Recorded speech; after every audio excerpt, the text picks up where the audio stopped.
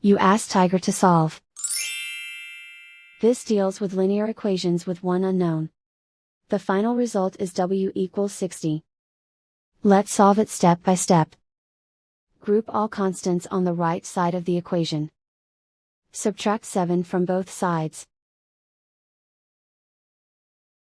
Simplify the arithmetic.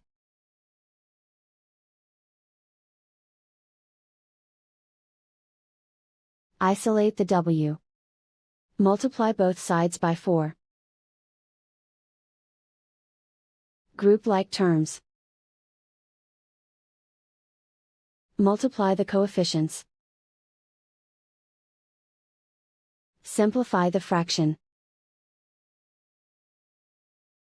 Simplify the arithmetic.